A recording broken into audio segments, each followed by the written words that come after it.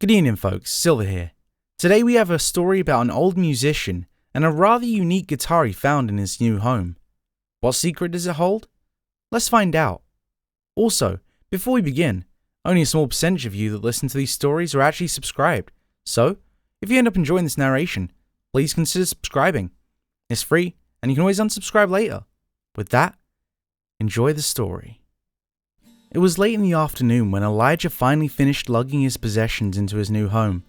This was his last chance, and he needed a new environment for inspiration. "I've given you too many chances. Your crap doesn't sell. Give me a hit song, or you're fired," his producer had lashed during their last discussion. Elijah hated his producer with a passion, and his reluctance to change his style in favor of record sales had to be overlooked if he wanted to keep a roof over his head. Elijah came from an era where great musicians could sell through sheer talent alone. But times were changing, and he was being left behind in favor of what he referred to as overproduced horse crap. He often found himself turning on the radio for inspiration, only to lose faith in the pursuit after hearing what people actually listen to. "I can't make this trash. I refuse," he chanted to himself. But after settling down and thinking it through, he'd unenthusiastically flip the radio back on and get back to his choir. Elijah had come into this business with the hope that his creativity and personal expression could shine through. But after years of touring with the band and finally disbanding due to his lack of income, he was now forced into the business of writing songs for the new, younger bands. Elijah despised the new generation, as they completely lacked the creativity and musicianship that originally propelled him to fame.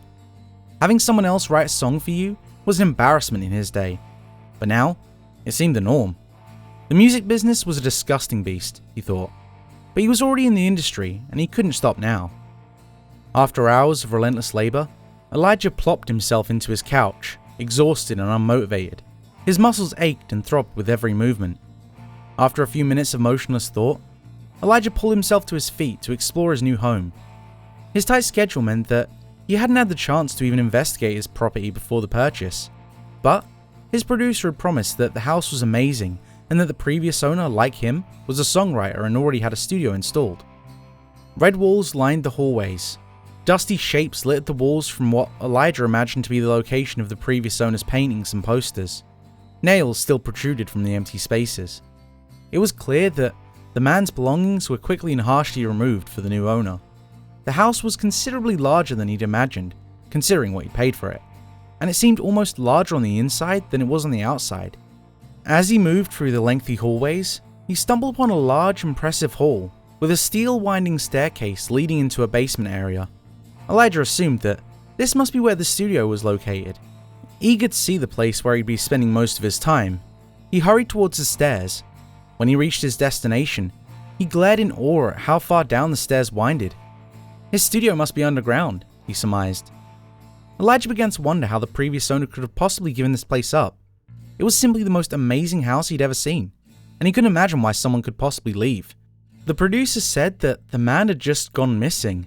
The police explained without a doubt that there was no forced entry and no signs of struggle, so they assumed that the man had just moved on, leaving all of his possessions behind. Why? Elijah couldn't even surmise. But he wasn't about to question the decision. He cautiously moved down the flight of cold stairs, clawing the railing as he descended into the darkness. The steel was sturdy and sleek, without a creak or vibration during his trek. As he reached the bottom, the light from the hall began to fade, and he lost sight of where he was. After a few seconds of fumbling around in the dark, he happened upon a light switch and frantically flipped it on. It was a small, isolated room with a single red door towering in front of him. An ominous chill ran up Elijah's spine, but he quickly got a hold of himself and moved towards the handle. The door seemed to call him in a way, and, after pondering it in his head for longer than he even realized, he began to hear faint notes coming from the room. Beautiful, echoing notes. Notes from what he thought had to be some sort of stringed instrument.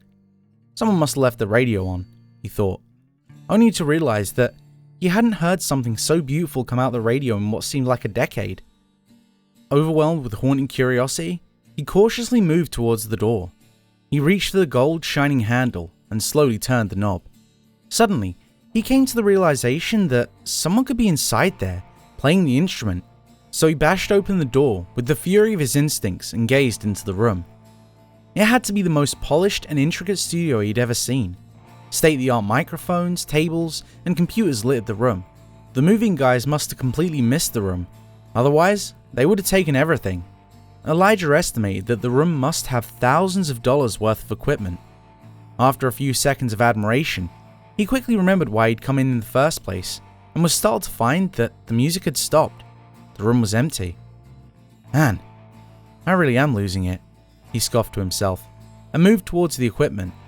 To his surprise, the studio was still recording, as if the previous owner had just got up and left before he even stopped the recording. Elijah moved through the equipment with professional quickness, as years of experience had given him mastery over the various knobs and buttons, and stopped the recording. Later, he decided he would go back through the days of recording to see if he could figure out some clues as to why the previous owner had left so quickly. But something else had caught his attention that seemed to pull his eyes and mind away. A white, gleaming guitar, still plugged in, lying on the floor next to a fallen stool. Elijah quickly moved closer for further inspection. The craftsmanship was absolutely superb, and despite having the styling of a guitar from 50 years ago, the frets were completely fresh, and the strings showed no signs of wear. As he subconsciously examined the find, he quickly realized that something was off. He was so mesmerized by the design that he had not realized that the guitar was missing a string. Only 5 strings ending with B. Even more interesting, the guitar seemed to be designed for 6 strings, considering the empty spot on the neck for the final missing string. Why would someone go through the trouble of making such an amazing guitar and then neglect the final string? More interestingly, he questioned, why was the previous owner playing an incomplete guitar? Furthermore, the guitar had clearly been dropped, but it was still in perfect condition. Elijah was filled with even more questions and moved to grab the guitar. As his hand reached for the neck, the guitar seemed to glow even more than before, as if it were itching to be grabbed, to be played. Suddenly, before he made contact, his pocket began to vibrate. He pulled out his phone. Great. This asshole again. He shrugged and answered the phone. The reception was terrible, so he moved out of the room and headed back upstairs. What did I tell you, man? Am I right or am I right? I know the studio's a little small, but it should be fine, his producer shouted. The man always seemed to shout when he talked, like he didn't even know how loud his own voice was. Elijah didn't know what Bob meant by small, as the studio was much larger than his old one, but he dismissed the error. It's great. It's amazing, actually. You were right, as always, he reluctantly admitted with a sigh under his breath. I'm expecting great things from you, E. Don't let me down. Don't worry, I'll have a few songs for you in a bit. Alright, man. You know, I understand how you feel, he remarked with a hint of fake empathy. You have to understand, though.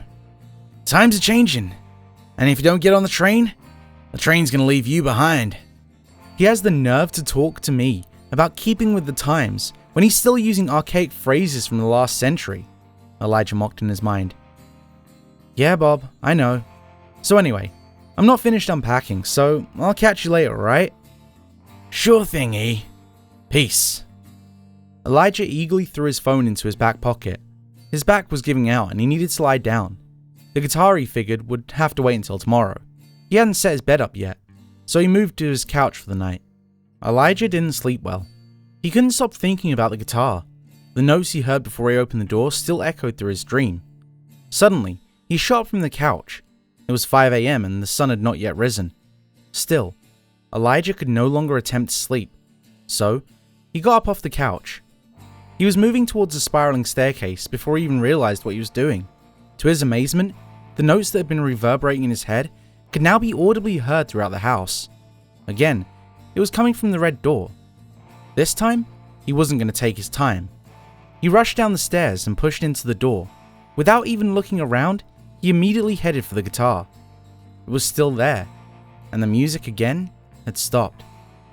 He reached quickly for the guitar, but stopped himself moments before contact. He didn't know why, but something, his gut he assumed, told him not to touch it. Something was wrong with this guitar, with the whole scene in general. The studio was still recording, the stool on the floor, the guitar laying so perfectly gleaming on the floor where it must have been left for at least a few weeks. And the missing string? None of it made any sense. Still, he would never know unless he inspected further, so he gulped and grabbed the guitar off the floor. Nothing happened. Nothing. At least that he could see. The guitar now in his hand seemed to lose the glow that emitted from it when on the floor. The warm, smooth neck felt perfect in his hands. He pulled the stool up and sat down, putting the guitar into the playing position. He set his fingers and strummed an open E major chord. The guitar was perfectly in tune, though the lack of the high E string left the familiar chord lacking in completeness. Still, the tone was the most beautiful thing he'd ever heard. Before even thinking, he realized that the guitar sounded exactly like the notes he'd been hearing all night. It was so clean and beautiful that he didn't even realize it was a guitar. The notes, he figured, must have come from some sort of harp, but amazingly, the perfect tone was emitting from this guitar. Immediately coming to his senses, he jumped up and scanned the room. "Where are you? Come out!" he demanded. Someone must have been playing the guitar, and he was so caught in the moment that he'd completely forgotten to analyze the situation. He moved quickly through the studio, feeling the walls for hidden doors and scanning the floor for trapdoors. After a few minutes of frantic searching, he couldn't find anything. Could it be the recording, he thought, and moved into the previous room to inspect the equipment. It was all off, just like he'd left it the previous day. Nothing recording, no playback initiated, nothing. The whole situation was entirely too weird, but Elijah quickly remembered the guitar and immediately moved back to his prize. Fascinated, he went back to the playing position and began to accustom himself with the instrument. The lack of a first string was still a little weird to him, but the amazing tone of the previous strings more than made up for it. He began plucking through his repertoire of classics. Never had Zeppelin sounded so amazing. The tone was all-encompassing and perfect for any genre, he soon found out. It fit with nearly everything and made everything sound better. "This is absolutely amazing," he exclaimed. Dozens of possibilities flew through his head. "This could be the break I need," he enthusiastically pondered. "This is absolutely fantastic. I don't care what kind of shit people like nowadays. There is no way they won't dig this tone." He gently set the guitar down on the stool and moved into the other room to set up a recording. "Back in business," he remarked, and began doing what he loved. After several hours of recording, he was confident that he had some great material to show his producer. "Bob, you're gonna love this. Try to get over here as soon as you can." "Sure thing, bro. Be there in a bit." Bob arrived the next day, irritated. Clearly he wasn't too happy about getting off his ass to come to Elijah's new house, but he was eager to see if Elijah still had it. His shirt wasn't tucked beneath his suit, and his hand was constantly feeling his phone. If this flopped, Elijah would be fired for sure.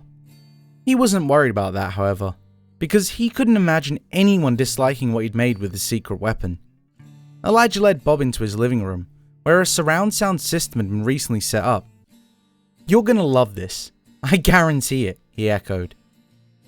"It better be," he retorted with a grumpy sort of tone. Clearly, he wasn't in the mood to fake a nice attitude. Elijah plugged his MP3 player into the system and played what he recorded the previous day. The guitar's clear tone shone through the speakers. Bob was fixated immediately. What is that? Is that a guitar? How did you get that tone?" "It's been something I've been working on for a while," Elijah lied. "Well, I can't believe I'm saying this, but it's good. Great even. Keep this up and keep that amazing tone, and you'll be in business. I'll call the band, right?" "Wait," Elijah shouted with sudden urgency. "Actually, I was thinking of recording an album myself." "Hey, we've been through this. I know, Bob, I know. But I know this time it'll be a hit. I promise." "I don't like this. But if you keep up this quality, I guess I can give you another shot." "Believe me, sir, you won't regret it," he shouted with enthusiasm. "Alright, man. But this is all or nothing. And keep to this new style. None of that old crap." Elijah shook with deep anger, but attempted to ignore the comment. Yeah, sure, of course. You got it." "If you'll excuse me, I have some other matters I need to get to. I'll talk to you soon. Bob headed for the door without a word and left as quickly as he came. Elijah was bursting with excitement. He hadn't been this happy since the first record deal. Finally, another shot. I'm back in business, back in the spotlight. Fueled by a newfound drive, he immediately headed back to the studio to keep recording. On his way, he suddenly realized that he hadn't even finished exploring the house. He was so fixated on the guitar and recording that he completely neglected further exploration. He wandered through the red halls and towards the section of the house he'd not looked at yet. Towards the end of the hallway, he saw another door. Another bedroom? He thought. He opened the door, but he found something he didn't expect. A recording studio. This one, however, was empty. They clearly didn't miss this room. Small and cramped, he quickly realized that this must be the studio Bob was talking about. Why the house had two studios? He couldn't understand. More interesting, how could the movers have possibly missed the bigger one downstairs? And why was Bob unaware of it? The previous owner was another artist under Bob's label, so he must have been with him at some point when he was recording. Why then would he neglect to mention the other studio? Furthermore, why would the previous owner use this cramped studio when there's a better one downstairs? Suddenly, the music from the room sounded gently through the halls. Elijah was noticeably concerned at this point. Once again, before he could even think, he was moving towards the studio. Before he even realized what he was doing, he stood in front of the red door. This time, he opened it quietly, hoping to catch a glimpse of the room before whatever was in there realized he was there. Despite his efforts, the sound stopped as soon as he opened the door. The guitar was still there, this time gleaming in the low studio light more than ever. He moved towards the instrument without hesitation. He eagerly picked up the guitar and began playing. Ideas seemed to flow into his head whenever it was in his hands. Ideas that he had previously never even remotely thought about. "This thing is an inspiration magnet," he proclaimed. As he continued to play, he suddenly realized that he wasn't coming up with ideas at all. He was just playing them. His fingers moved through the frets with pinpoint efficiency, and songs just seemed to flow from the strings, like they weren't even his fingers at all. He immediately dropped the guitar out of complete disbelief, and it landed with an angry thud. Realizing what he did, he scrambled to inspect the damage. To his amazement, the guitar was perfectly fine. He examined the impact with intense care, and not a scratch was present. There was something very wrong here, and Elijah's instincts began to overshadow his love for the instrument. He backed away, glaring at his perfect body as he moved. The glow seemed to intensify, like it knew it was being neglected. Elijah felt a mental pull from the strings, like he was connected and was now trying to break away. Filled with a sudden drive for survival, he turned and burst out of the recording room, slamming the door behind him. He then remembered the recording, and immediately went through the history to figure out what the previous owner was recording. As he rewinded through day after day, he began to lose hope in the endeavor, but immediately jumped back as loud, screeching and distorted noises slammed through the speakers. Horrendous screams began to emit from the recording, but were slowly silenced as the sound of the horrible distorted noises overpowered and converted the screams into notes. Elijah was horrified and immediately shut off the recording. To his horror, music from the instrument began to play. He could see the strings from the guitar in the recording room through the glass, plucking themselves with a newfound confidence and lack of care that Elijah now knew what was happening. Elijah bolted out of the studio, completely in shock. The notes echoed from the room as he rushed up the stairs. The sound grew in intensity as he moved away. The tone became more distorted, more wrong. The major chords turned to minor. The soothing tone became dark and cold. The perfect melodies became dissonant and hard to distinguish. Elijah knew now that there was something seriously wrong with that instrument, and he was determined to figure it out. Elijah grabbed his laptop and began researching the disappearance of the previous owner. He dug deeper, looking for anything that could explain the disappearance and a possible connection to the guitar. The previous owner was named Brian Reynolds, and his disappearance was not unique. The name seemed familiar, like he'd heard of him before. Elijah quickly found related articles, similar disappearances. The music from the studio was getting louder as Elijah dug deeper. 4 different cases, all with the same characteristics. Even more unsettling, they were all musicians. Yeah, Yeah, I knew about that guy. Great musician, he said to himself. A man named Gabriel Morales was before Brian, and a woman named Delilah Williams before him. Elijah couldn't quite put his finger on it, but there was something strange about these names. Next was Adrian Johnson. The guitar grew louder, more primal. What was once a simple melody was now full out-of-tune power chords, piercing his ears with distorted malice. His head throbbed as he struggled to view the last name, Evelyn Myers. Elijah then realized what was off about all the names. Suddenly, a strong current came through the house, knocking the laptop off his desk and pushing Elijah to the floor. Bewildered and hurt, he struggled to his feet, but the current pushed harder. His body flung like a rag doll throughout the house. He quickly realized that he wasn't being pushed, but rather pulled down the spiraling staircase. He hit every stair, losing some of his consciousness with every impact. The force of his body broke through the closed red door, wood shattering around him. Elijah grabbed the corner of the door, clinging for his life. His body seemed to stretch as he resisted. The guitar was practically breaking his eardrums as he resisted the pull. Suddenly, the area he was holding broke off the door, and he flew at full speed toward the 5-string guitar. Bob carefully opened the door. Elijah hadn't responded to his calls for 2 days now, and he feared that something was wrong.